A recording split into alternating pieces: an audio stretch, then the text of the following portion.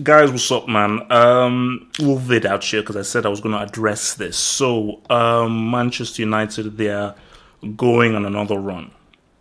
They're going on another run. This is called the run of draws. I think they had the greatest record of most consecutive draws. I think it was 50 or 60 draws in a row. So yet another draw against Burnley. Sean Dyche is the new king of the universe. But let's talk specifically about Jose Mourinho's post-match comments and the state of Mourinho. So Mourinho said that he can't cope and can't match up to the amount of money spent by Manchester City, who of course have extended their lead yet again, making a full mockery and disgracing the Premier League. Don't call this league elite ever again. And he said that, we can't spend 300 mil like Man City have, and pretty much points to the fact that the Manchester United, they are a big club based on their history, and they're expected to win the Premier League, but he says that this is a rebuilding process, and he's still trying to rebuild the team in his second season. There is truth to what he says, but ultimately, it's irrelevant. So let's deal with the truth. City have spent a lot. As in, when I look at City's team, I was watching them today against Newcastle. I mean, you look at Aguero, you look at Gundogan, you look at Gabriel Jesus, you look at De Bruyne, Sterling, you've got Leroy Sané. I mean, you have some of the best young players out there, literally. Like, De Bruyne is one of the best established players out there. Jesus, Sané, probably say Sterling, some of the best young dudes out there. And these guys are like, top guys. So he has spent money. And again, the more you spend, the better quality that you're going to receive. But beyond that, it's still coming down to coaching. Because again, for Mourinho, I didn't tell you to spend 80 million plus on Lukaku. You did it. And Lukaku is completely garbage. He's a crap striker. Crap. He does not belong anywhere near a big team because he's not a big game player.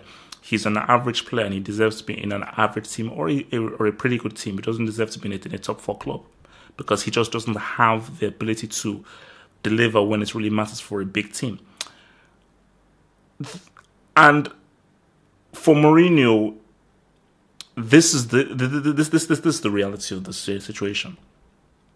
It's a bad fit. It's a bad fit because I've been trying to figure out that what is this issue? What is this issue? This is one of the greatest managers of all time.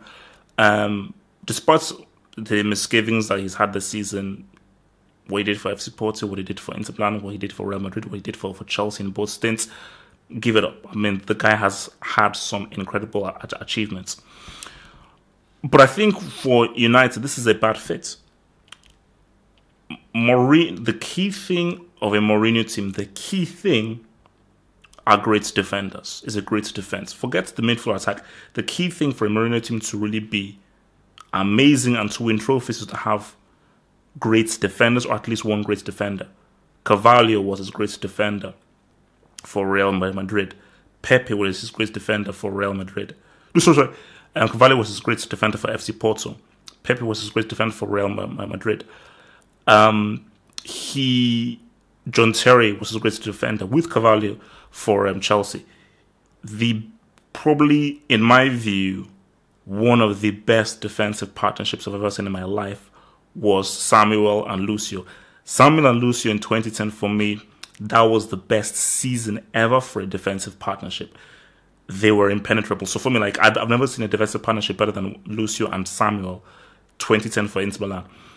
And then I'll come to United, Smalling and Jones. Because Smalling used to be good, but my God, the guy has declined. Jones, again, he ain't that hot. Eric Bailly, for me, Eric Bailly is a really good defender. He's a really good defender, but he's been injured. So you look, because again, for Mourinho's ideology isn't to attack, it's to defend. And I look at this team, and why I say it's a bad fit is this team with the players they have. Let's put Lukaku to one side. You look at Martial, you look at Lingard, you look at Juan Mata, you look at Rashford. These are footballers.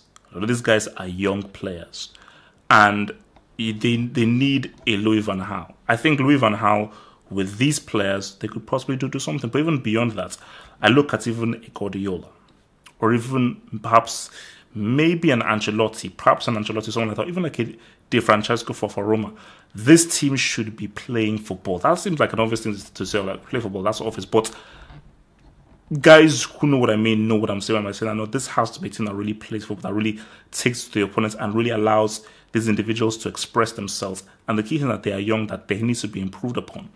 Mourinho takes finished articles. In that Inter Milan team, his greatest team ever, they didn't have any young players. Everybody was a finished article in that team. Samuel Eto'o was at his peak. Milito was in his 30s. Snyder was at his peak. Samuel and Lucio were like 70-year-old men. So these were grown guys. These were grown, full guys.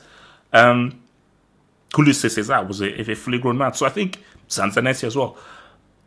So this team should be entertaining. This team should be attacking.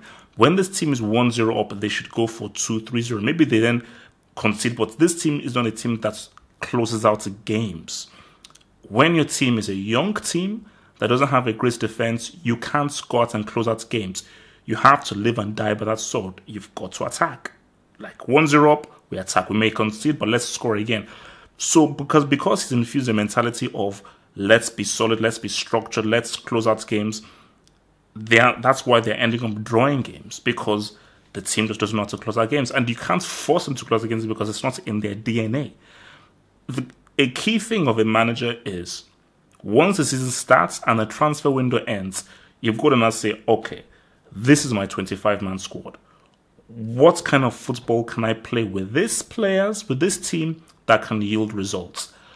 I can't enforce my philosophy into this place if it doesn't work. Because again, when you're brought in as a manager, you're not brought in to enforce your philosophy no matter what. You're brought in to win. And if you're a Manchester United manager, you're brought in to win trophies. You're brought in to win the Premier League title, to win the FA Cup, and to try and win the Champions League. You're not brought in just to show your philosophy, and if we win or lose, it doesn't matter. So I think that's the issue there. So I think for Mourinho, it's not going to work. It's not going to work unless they spend a huge amounts on maybe another attacking winger and on two really good defenders or something. I just don't see United being able to compete with this beast of Man City. And who knows what Chelsea will do if they re-up, because as talented as the players that Manchester United have, they don't have an Eden Hazard. So that's the thing. So for Mourinho, man, you can't be blaming guys on the money spent and the net spent, because it's not about money being spent. Yes, the money being spent is crazy, and that is what has poisoned club football. And you can't really judge how good a manager is when you're allowed to spend so much. Hence why I always say that as good as Guardiola has been, Mourinho will always have that one over him based on what he did with FC Porto, who aren't Barcelona, who aren't Bayern Munich, and who did not have the kind of money that Man City have. But beyond that, you've got to give it up to Guardiola that he has outcoached everybody in the league, completely outcoached everybody in the league, and what he's done with his Man City team is amazing. For Mourinho, this is not going to work because it's simply just a bad fit.